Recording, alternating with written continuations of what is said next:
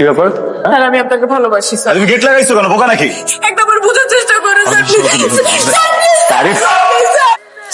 চুপ চাপ, ওখানে গিয়ে দাঁড়াও, যাও।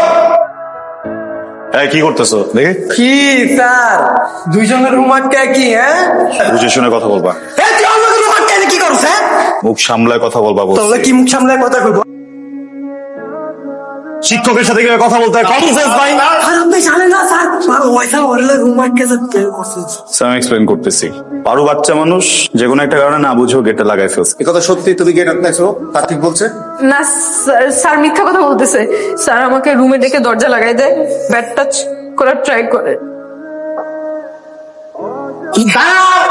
ও এখন তোমাদের টিচার। কিরে কি হয়েছে, ডাকলি কেন? বাবা আমি তোমাকে অনেক ভালোবাসি, তুমি তা জানো তো। হ্যাঁ ভালোবাসিস, আমিও তোকে অনেক ভালোবাসি। ছোটবেলা থেকে কখনো কি আমি কোনো বড় ভুল করছি বাবা? আরে ভুল তো সবাই করে, সব বাচ্চারাই করে, তুইও করছিস। আমি তোর একটু আহ্লাদ বেশি দিছি আর কি। বাবা আমি অনেক বড় একটা ভুল করছি, তুমি কি আমাকে মাফ করবা?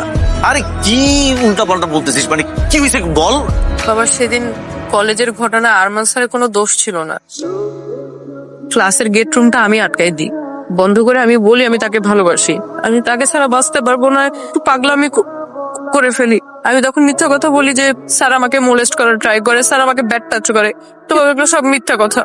এত কিছু জানার পর তুমি এত কোনো রিয়েক্ট করলে না, এটা তো বাবা স্বাভাবিক না। বাবা আমি স্যারের কাছে মাফ চেতে চাই, স্যারকে খুঁজে পাচ্ছি না কোথাও। কি বলতেছিস তুই এখন? কি এগুলি এখন কেন বলিস তুই? আগে বসতে কেন বলে? সব তো শেষ। কি হয়েছে? স্যার আপনি যেভাবে বলছেন সসম্মানে নিন।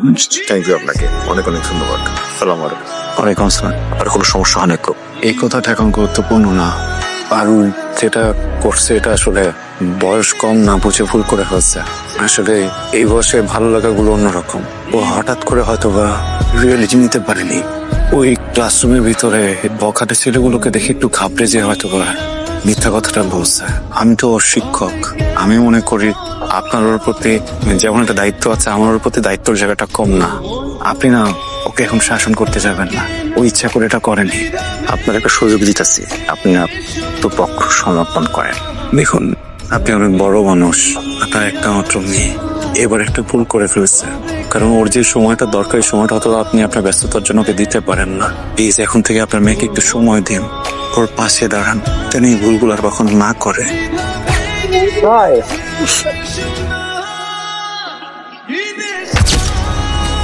জীবনে কত মানুষের মারছি, কত মানুষের পঙ্গু করছি। আমার যে পজিশনটা এটা ধরে রাখতে, এই পাওয়ারটা ধরে রাখতে এগুলো করা লাগে। ছেলেটা কিন্তু আমার বলছিল, ছেলেটা বারবার বলার চেষ্টা করছে যে তার কোনো দোষ নেই, বুঝি নেই। আমার মাথা তখন কুত্তা পাগল ছিল, আমি কি করবো ক? বাদ দে, সব তুই আমার উপরে ছেড়ে দে। সব আমার দোষ, আমার ভুল।